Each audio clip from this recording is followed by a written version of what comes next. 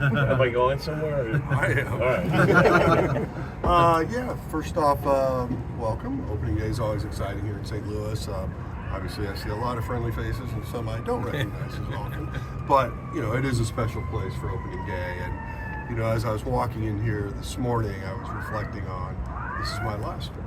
And I was reminding myself, though, that there's still a lot of baseball to be played, a lot of things that will happen throughout the year. But it is a special place and one that, as I was walking up to my office, it's something I want to make sure I don't ever forget, because it's been really lucky, really fortunate to be a part of this. And there'll be a lot of things about this game I'm going to miss, but there's certainly some things I won't. But these types of days are special, so it's exciting. And so, obviously, we're going to get it going. We're excited about what we have. Obviously, we did not have a very active off season. When you think about the changes we made, it's really about creating opportunity for some of these young players, giving them that runway and see what they can do. If they take advantage of it and we see some things that create their success, then it's going to be a good story, especially moving forward for this organization. So I will take the questions. What would you like about spring training? What came out of there that stood out to you? I think the biggest thing for me is just, obviously from an offensive standpoint, we didn't pound the ball early, but that last week and a half, things started to look up. I really feel like just the new voice with Brownie is going to be helpful. I think the bullpen was coming together. I think the best thing that came out of camp was we came out of it relatively healthy. We only placed one guy on the IL, and that was good news. Was there anything that took you by surprise, or did you find out something about this ball club that you didn't know before?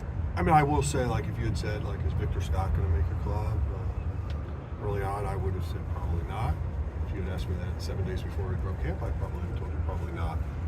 So he really did earn his way onto this team, and that was great to see. And hopefully, he can build from that. I do think he's in a much different spot than he was a year ago. I think his confidence in what he did this offseason really positioned himself to take this big step. What do you see differently about his approach? Because he did kind of look like a different. A couple things. I think, from a strength standpoint, it's stronger. But I think he was also trying to put the ball in play and use the whole field. And I think, from that standpoint, that'll be a real asset for us. Well, how does that change maybe the look of the team that you have with Victor Scott? He effectively won center field, which somewhat means Gorman will get fewer at bats, but big speed and kind of what he brings. How does that change the look of the team? Yeah, so let's touch this two ways. Obviously, Scottie's a very good athlete as well, elite defender.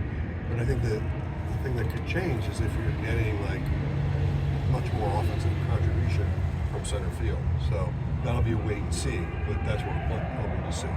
And then in terms of how that's going to affect Gorman, clearly we're going to have to find a way to balance that to try to make sure we give him that runway we've talked about for the last 5 or 6 months. So that's really going to fall on lineup construction to try to create that opportunity.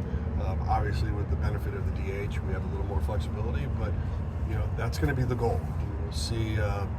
If we were able to meet those challenges in the next 3 to 4 weeks. What did you take out of the way Nolan Arenado came to camp, put his head down, went to work, and refused to let any distractions kind of bother him? I think that's a good thing.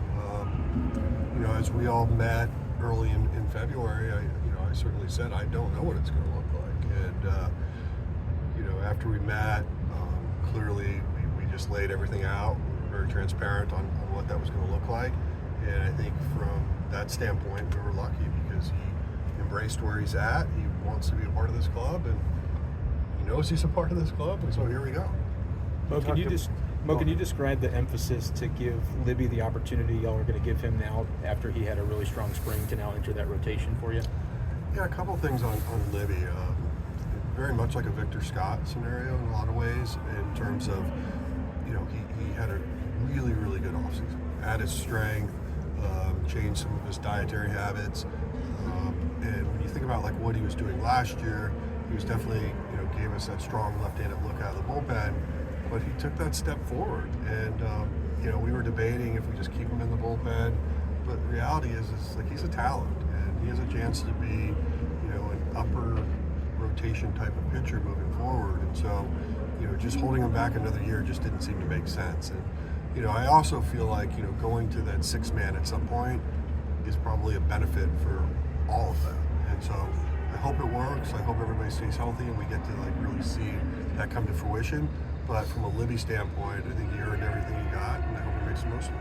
Well, Alex Carlson had a kind of a tale of two halves last year. Really good in the first, not as good in the second. He said he worked on some things to be more consistent. What's your level of confidence that he has figured that part out?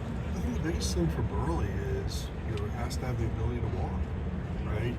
He's so aggressive at the plate. He wants to put the ball in play, or does put the ball in play, but sometimes being a little bit more disciplined in terms of what he's swinging at, I think would benefit everyone. And he is a really good hitter, but you got to give yourself a chance to, when a mistake happens, take advantage of it. Well, going back to Libby, you said to push it back a year. Does that mean that even last year you guys were always sort of thinking that eventually he'd go back to the rotation, you guys would go down that road again? Oh, absolutely. When we acquired him, we thought he was going to be a starter.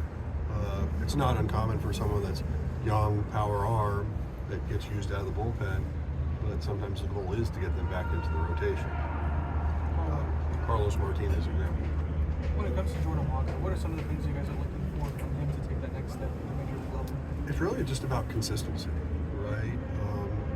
When you think about being a major league player, lots of people get opportunities to be major league players, but it's, can they sustain it? Can they continue it? And how do guys end up having 10 years in the big leagues? They're consistent and they perform at a regular basis. And Jordan is a young man. You got to remind yourself of that. A year removed out of college, if you think about it in those terms. But at some point, you have to consistently go about it. And so there's two things that you want to see out of his game. It's from the offensive standpoint, can he be that type of bat that can consistently perform at the major league level? And then from a defensive standpoint, will he continue to improve defensively from where he was a couple of years ago? If both those things happen, he's probably someone that's going to wake up and have 10 years in the big leagues at some point. Mo, did you or will you do anything different today in deference to your last interview day?